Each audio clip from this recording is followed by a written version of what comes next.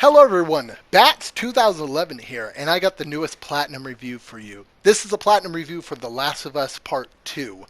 If you don't know about my reviews, Platinum Review is where I play the game to completion, I Platinum it, I do everything I can do in the game, and then I give you guys a review. That way you don't get some like half-ass review where, somebody played for 5 hours and then they think they know everything about the game. So this way you guys know what you're getting. I actually put the time and effort into it. I will let you guys know too, I do not spoil games at all. I don't like that. So no spoilers at all. This is a spoiler-free review. I do not discuss any elements of the story whatsoever. So you do not have to worry about anything being spoiled for you.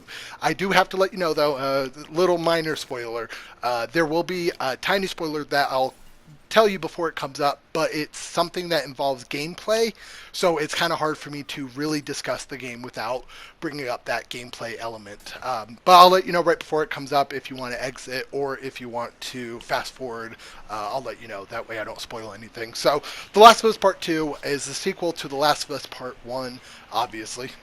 But it's from Naughty Dog. One thing I love about Naughty Dog games is they really set the bar as far as story-driven games. They really make you feel for these characters. They do an amazing job at really putting a amazing story in place and putting it with a great game as well.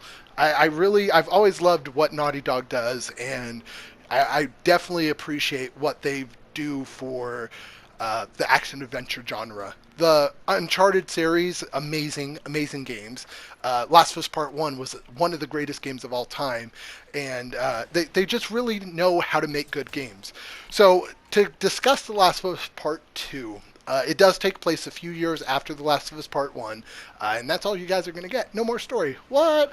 But yeah, no, the story was amazing. I really, really loved the story. I thought they did a great job at weaving this beautiful tale, and it just really something that Naughty Dog does is just really, like I said earlier, makes you feel for characters, makes you just feel. They do such a great job at it, and this is no different. The whole time when you're playing, you're feeling for these characters, whether it be love or hatred or they just do such a great job at making you care for these characters in different ways and hitting all your different emotions. And I really enjoyed the story of The Last of Us Part 2. I really have no complaints about it, and I just really enjoyed it. It was a great, great story, and that's all we're going to say about that because I don't want to spoil anything. So now we're going to get into the gameplay. The gameplay for The Last of Us Part 2, and this is where that spoiler is. So if you want to, guys, skip ahead to the last minute of the video. That's when I'll give you guys my review and let you guys know how I would rate the Platinum as far as difficulty and all that. So yeah, you can skip ahead to the last minute.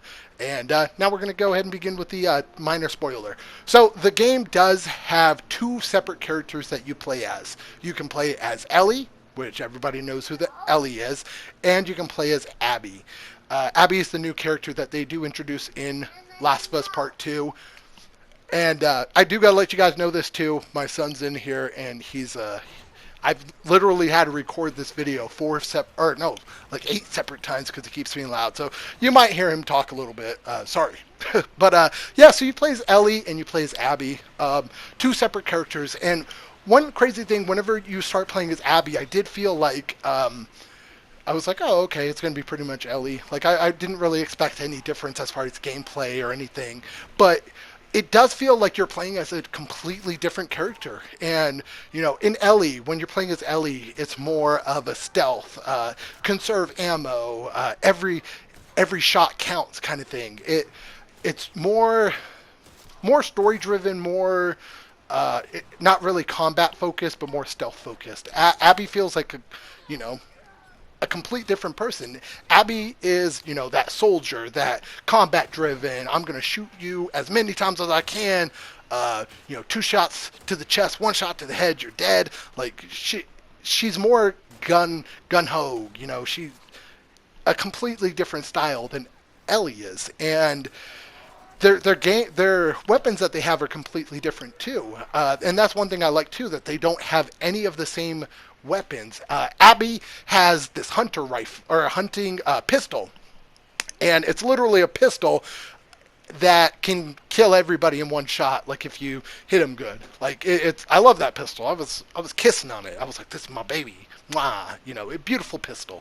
Uh, and Ellie, she has her crossbow, the beautiful crossbow that she has. I love her crossbow, or not crossbow, bow and arrow. Abby has a crossbow. That crossbow is garbage. I hate that crossbow. It does not do anything. But yeah, so two completely different styles, two completely different weapon sets. It's different items that you can craft.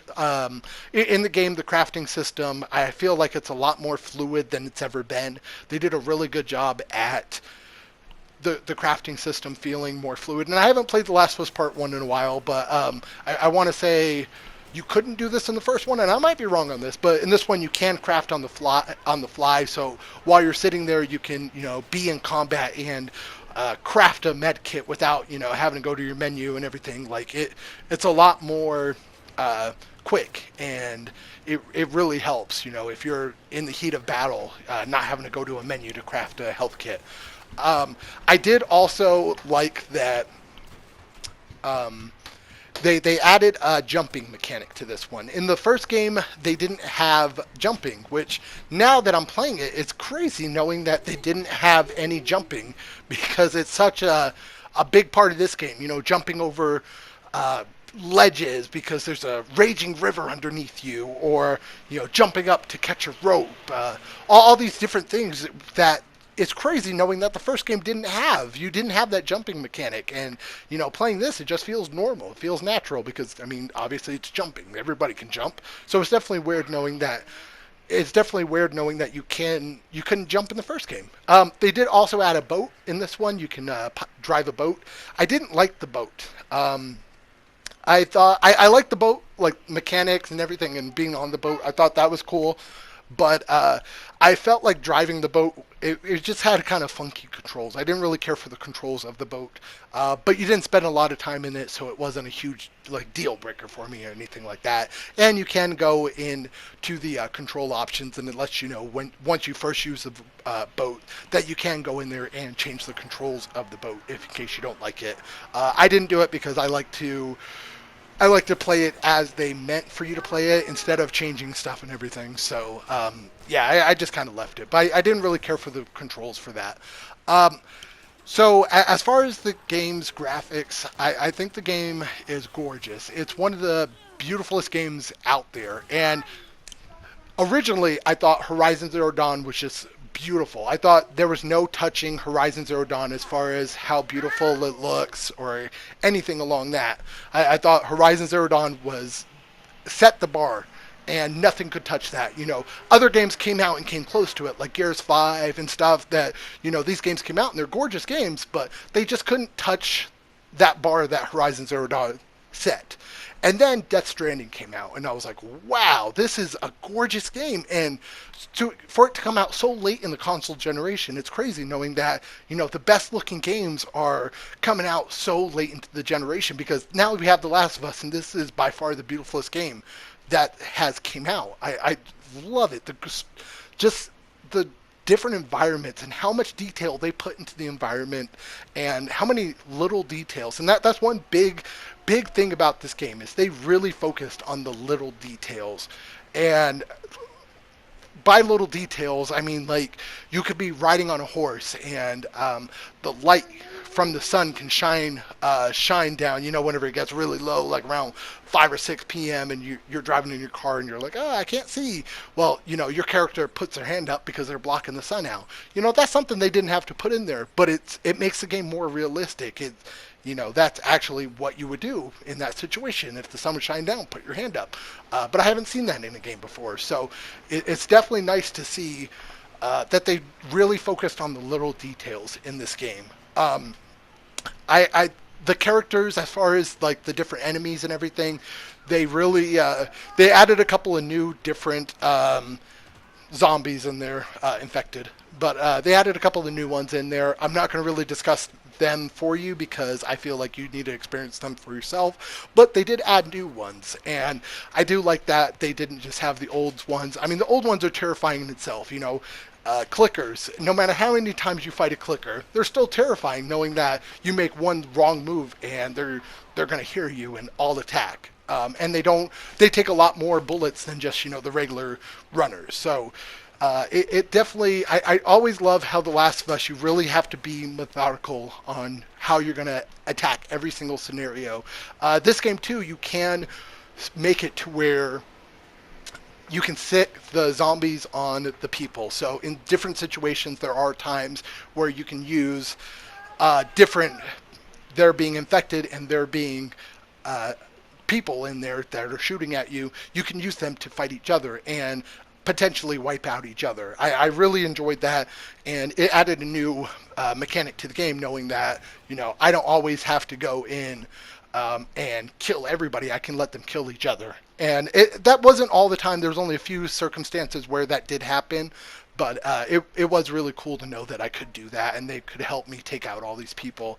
The Last of Us Part 2 is a beautiful, beautiful journey that I think everybody, if you do have a PlayStation, definitely check this out. I mean, it's an amazing journey that you need to go on. If you haven't played the first one, definitely play the first one first. The first one is available on the PS4, so there's really no excuse not to play it. You can also get a free trial if you haven't already for PlayStation Now, and play the first game with the free 7-day trial. So, I mean, there's no reason not to get it. Definitely check it out.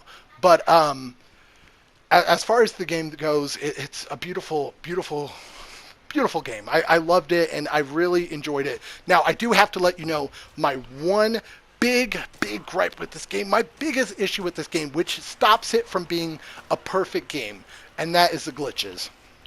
I ran into so many glitches into this game. Like, it's ridiculous with how many. And normally I wouldn't let, you know, a glitch here and there really ruin the score, because glitches are, it's a part of games, you know, they do happen.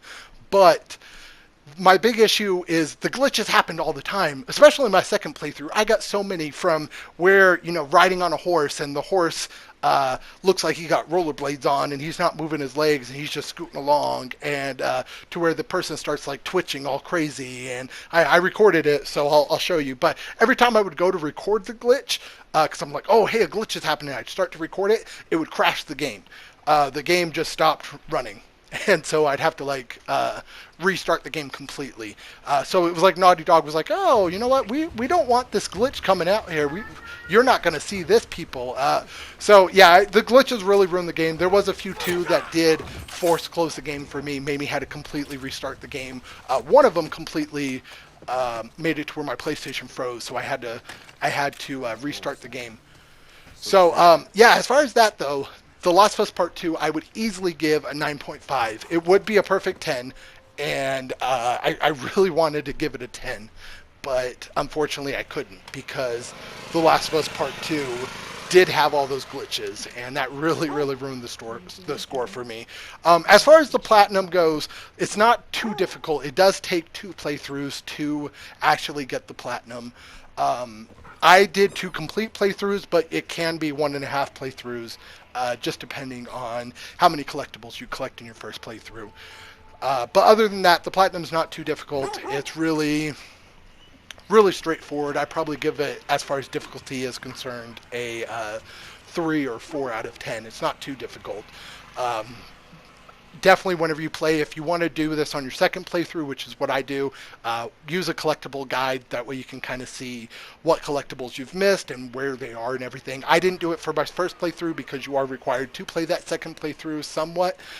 So I didn't really focus on making sure that I had every single collectible in the first one. I try to get as much as I can because I was trying to read all the notes and I wanted to get engulfed in the world and everything, but I didn't really focus on a collectible guide in my first one. I didn't pull up a collectible guide once. I just wanted to play the game. So that's whenever I focused on my second one. But yeah, so Last of Us Part 2, 9.5 out of 10. It's an amazing game, guys. Definitely check it out.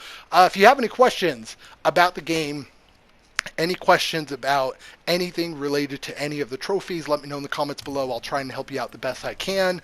Also to let you know, if anybody posts anything spoiler related in the comments, I will have to unfortunately delete it. I'm sorry, but you know, trying to keep it good for everybody. But yeah, let me know if you guys have any questions, like I said, and don't forget to subscribe, like the video. You can like the video if you want. I don't know what liking a video really does, but go ahead and subscribe to the channel. Really helps me out. And if you guys want to see any platinums in the future, let me know. The next one I'm going to be starting to work on. I'm almost done with my platinum for Persona 5 Royale, so I'm going to be working on that one soon. And also Ghost comes out tonight, so I'm going to be trying to platinum that. Hopefully we can get it done, and I'll give you guys a review. But thank you guys so much. You have a great rest of your day, and yeah, I need to come up with a cool catchphrase, like get that plat or something. I don't know, something cool. But I'm going to come up with a cool catchphrase one of these days, and then you guys are going to be like, oh, that's cool. I like that. But yeah, bye guys. That's my current one. Bye.